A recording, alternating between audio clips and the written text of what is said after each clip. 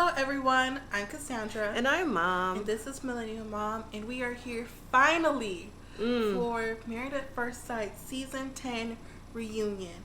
Now, I'm ready for all these bombshells to be dropped like we were promised last week, so let's get into the video.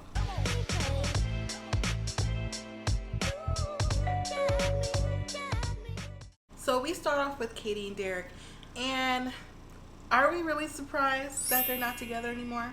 Nope. I mean, I don't know who Katie was trying to fool, because Katie didn't want to be with him from day one. Let's keep it all the way real. You did call her with the ex, but...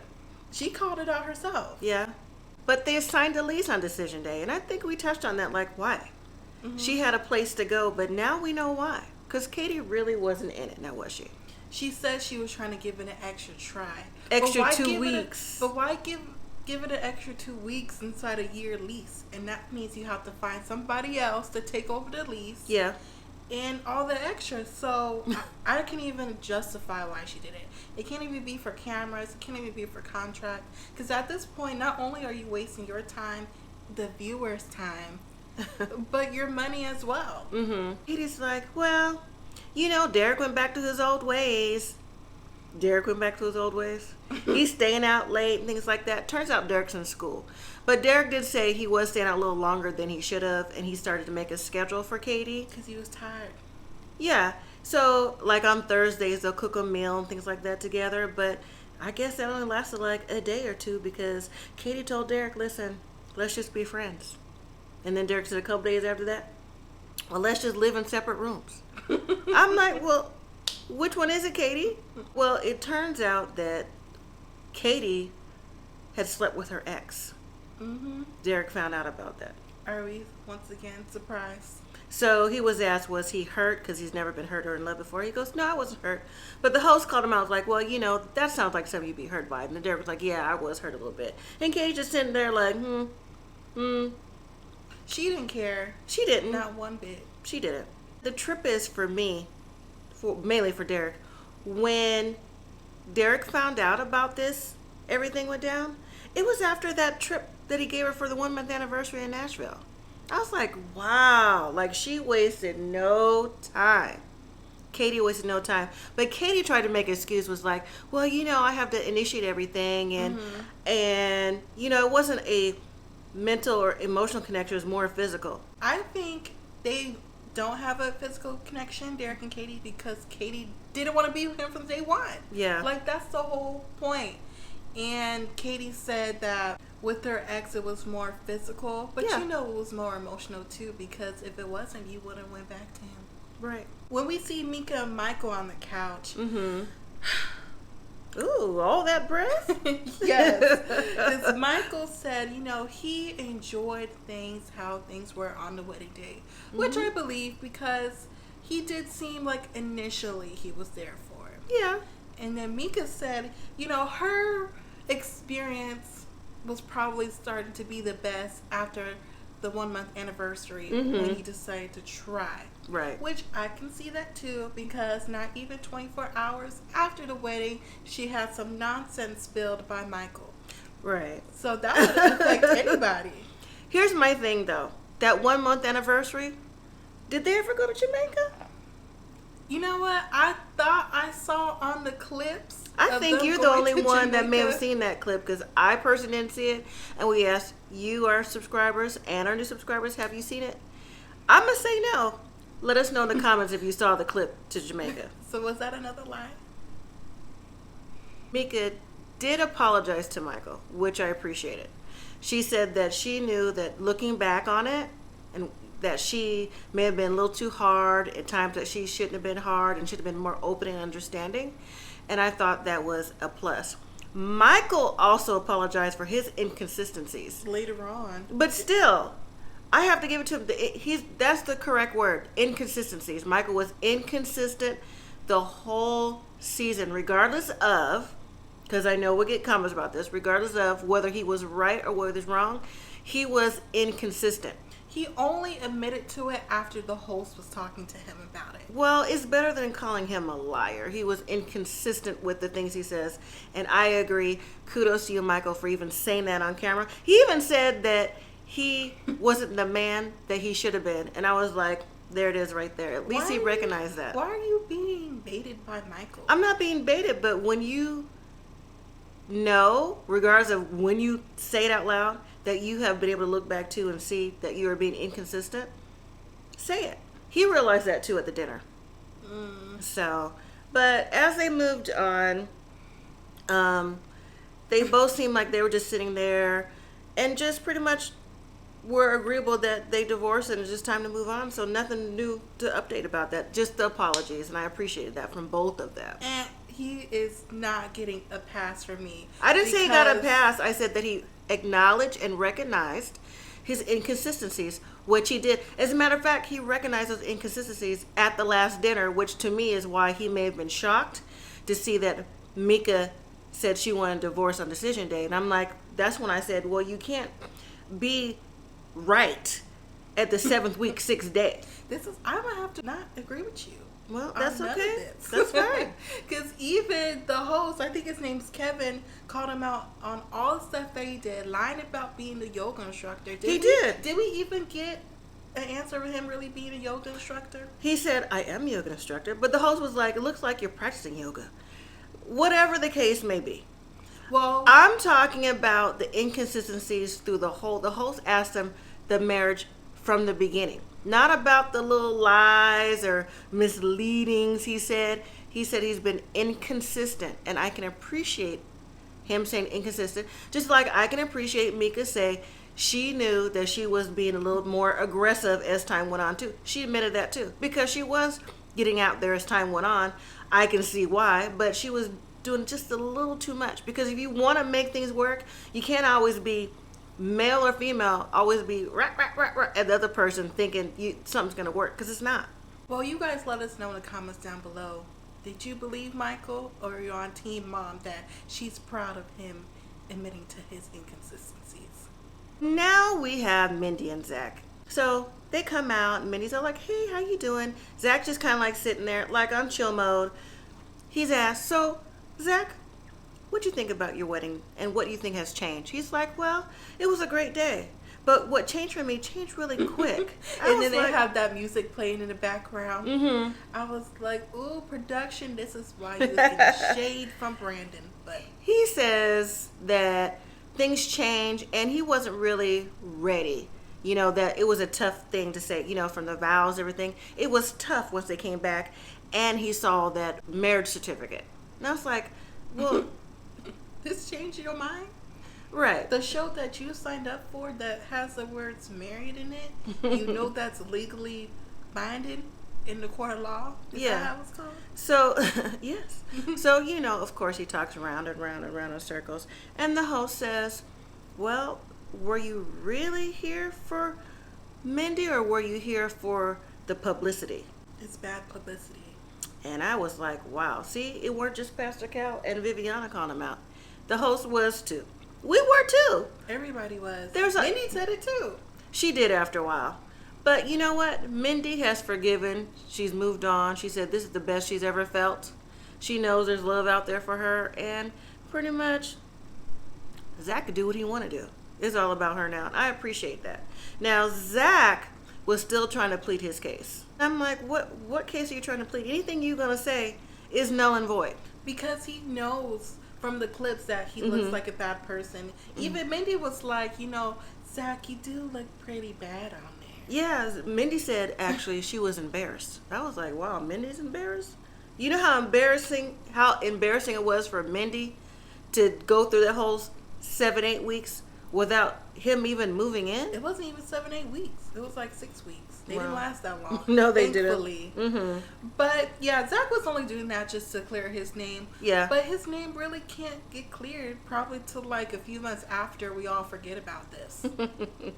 Well, Zach ended up apologizing too. So. And his words meant nothing to me as well. But you know what? It's not towards me. It's for Mindy. Right. As long as Mindy accepted it. As we saw Jessica and Austin on the stage, of course they're still together. They're the only couple that had the 90% chance of making it. It's the wherewithal. But basically they said like their relationship is going well. You know, they have some few bumps in the road. And that's normal. I agree. It's levels of bumps, but they have bumps because that traveling thing with Austin was a major bump for Jessica because she acted like she can't go to sleep without Austin there or something. I don't know what her mind thinks. She's in love with him. True. It's good to see that they're both still going strong and she accepted his travel for work better than what she has. So it was good to see that. Were you happy about that? Because you were concerned about that for a moment. You were like, why would she even be so concerned about it? I was, but I'm happy she got past it. Last person to come on the couch. Get it right. Was Taylor, not Brandon. I'm not surprised that Brandon wasn't going to show up before we found out why he couldn't show up. Well, he could have showed up. He just couldn't show up. He just would have had to have social distance to show up. No, they can even have a third-party interaction. Well, they could have did one-on-one. You've seen shows where they do one couple first and then second couple. He wasn't coming into the facility. I know, but I'm just saying he could have if he wanted to. You don't know the orders of a restraining order? I've never needed to know. He couldn't be in the facility with her. Oh, okay. Also feet apart. Oh. First thing Kevin asked Taylor was about the IG video. And of course she's like, you know, it wasn't that bad. I didn't mean it to be like that. It's not what's supposed to happen. Like basically everybody took it out of context. I'm so sick of Taylor and what did I do wrong? I only made it IG. Huh? What do you mean? He doesn't even follow me. I don't even know how he saw it. As they keep talking, we found out why Brandon wasn't there and what happened later on. So apparently, Taylor went to this bar that apparently Brandon is known to either work at or frequent at. Either one that they said I forgot because I thought I heard work. Well, she said that he used to work there, but told her that he wouldn't go in there anymore. But either way, he probably still knows people there and just happened to be in there. So just an acquaintance place for Brandon. She brings in her new dude. At the time, she said, you know, we weren't kissing, we weren't holding hands, we weren't doing nothing, but, you know, they're really together. Right. So I guess the incident popped off because Brandon was there. And he started taking out his phone, recording. They're just going back and forth. Yeah. One thing led to another. Police are called. Both of them go to jail. And one of the things that the host said, and I 1,000% agreed with, was that, well, why would you go there if you know Brandon goes there? Well, here comes Taylor with her excuses. Well, you know, he said he wouldn't work there, and you know, we were just at a bar and it was late, so we decided to go. And I went to go get some water, and then it spilled, and then and then I saw. No, Taylor, you went there to flaunt you dude in front of Brandon because you may have heard he was there or thought he was there because clearly he works in that particular industry. So it was a good chance that him or his friends would have been there to see you. Or to say something. Right. Which reverts back to the IG video. You did that so he would know.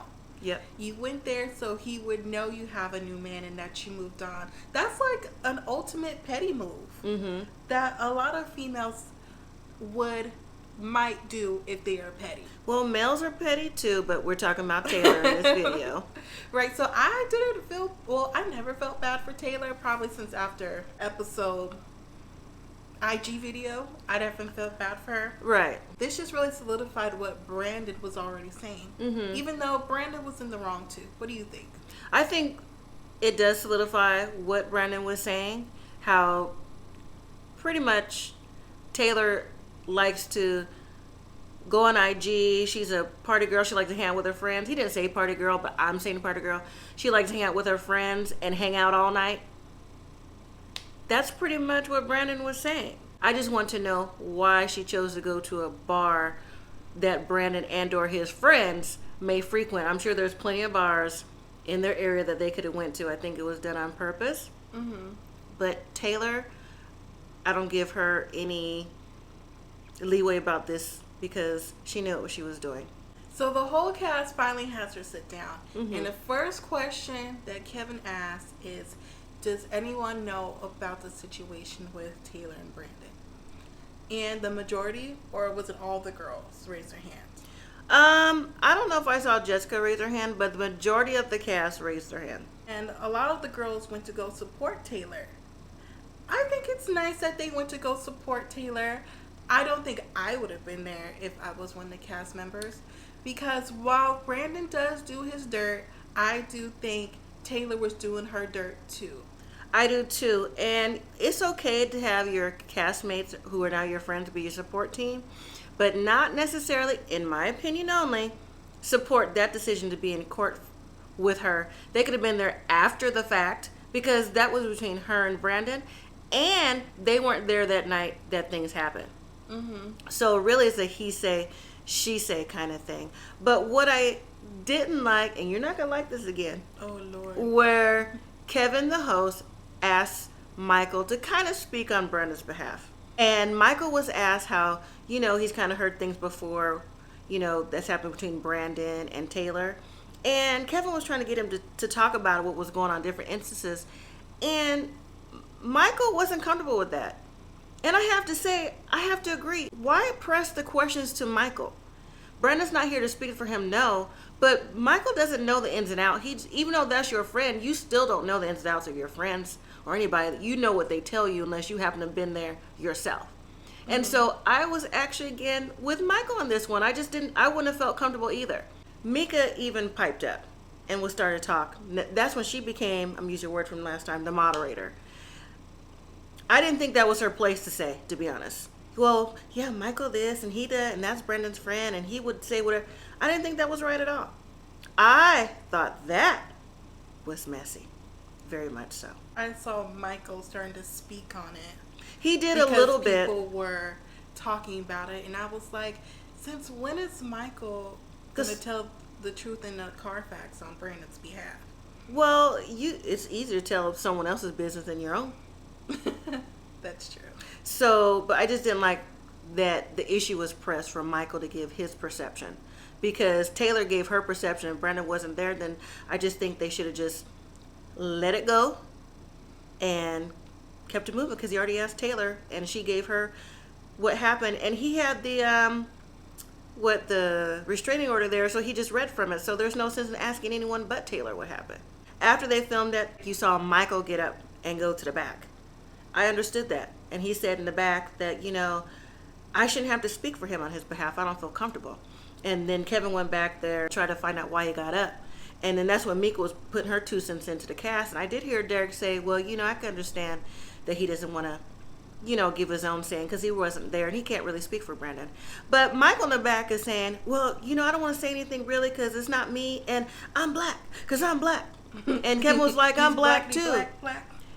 Kevin was like, I'm black too. But I think Michael was trying to say that as a black man, there's certain perceptions you can give off, even though you gave it off through the season, but he didn't want to participate in giving any extras to what can be led to that. So I understood that completely. Well, and I understood what Kevin was saying, that Brandon already made black men look bad in a sense.